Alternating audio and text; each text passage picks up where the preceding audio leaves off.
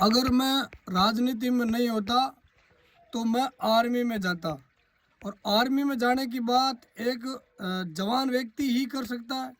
जो देश के लिए सोचता हो, देश के हित की बात करता हो, वही कर सकता है। तो बेनीवाल साहब ने क्या कहा कि मैं अगर ये अपनी ये राजनीति के अंदर नहीं होता तो मैं आर्मी के अंदर होता और वहीं देश की सेवा करता। और उन्होंने जो जो बात कही है वो उन्हीं की जुबानी से सुनो। ये आगे वीडियो मैंने लगा रखा है, ये देखो आप। मैं तो ये चाहता हूँ, देखो सुनो, मैं बिल्कुल राजनीति में फिट नहीं हूँ। मैं तो आर्मी में होता तो ज्यादा फिट हूँ।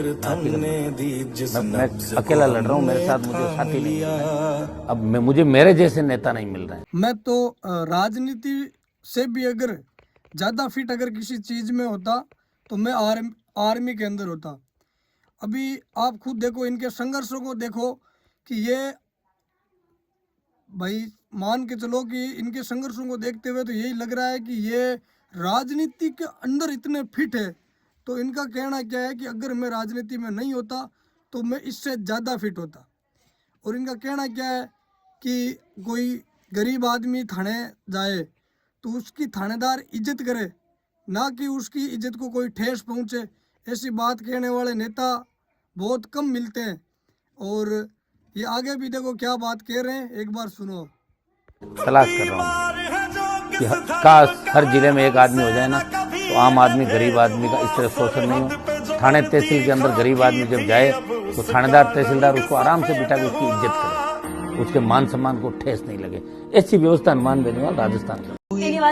बेनीवाल साहब राजस्थान के लिए क्या करना चाहते हैं, ये जो अपनी जुबानों से जो बता रहे हैं, मुझे तो नहीं लगता कि इनकी कोई भी बात में कोई भी झूठ हो, कपट हो। क्योंकि जिसके पास सब कुछ होने के बावजूद भी वो बंदा सड़कों पे संघर्ष कर रहा है, लड़ाइयाँ लड़ रहा है। सरकारें जो ऊपर बैठी है, बीजेपी अभी वर्तमान में है, कांग्रेस है, सरकारों से लड़ रहा है। और इसके अंदर वीर तेजाजी महाराज का आशीर्वाद है कि ये किसी से भी डरते भी नहीं हैं। खुली किताब है इनकी, खुली सारी बातें हैं इनकी, और संघर्षशील नेता है। और किसान हित की और हक की बात और न्याय की ही बात करते हैं। इसके अलावा इनके मुंह से कोई दूसरा शब्द नहीं निकल सकता। तो आप एक बार आरएलपी की तरफ 28 में देखो और इनकी बातों को सुनो और समझो और फिर अपना मतदान करो। जय राजस्थान, जय आरएलपी। हक की और न्याय की बात ज़मीन से जुड़ा इंसान ही कर सकता है। जिनको ऐसियाँ प्यारी है वो सड़कों पे नहीं उतर सकता। जिनको अपना कलर प्यारा है वो धूप में नहीं निकल सकता। और जिनको अपना पद प्यारा है वो किसी पार्टी को नहीं छोड़ सकता और किसी पार्टी को लात नहीं मार सकता। हनुमान बेनीवाल साहब को ये सारी चीज़ें प्यारी नहीं है। उनको किसान प्यारा है, इनका हक प्यारा है। इनका कहना है मैं तो इन्हीं के लिए लड़ूंगा, इन्हीं के हक के लिए लड़ूंगा, मुझे किसी पार्टी से कुछ लेना देना नहीं है।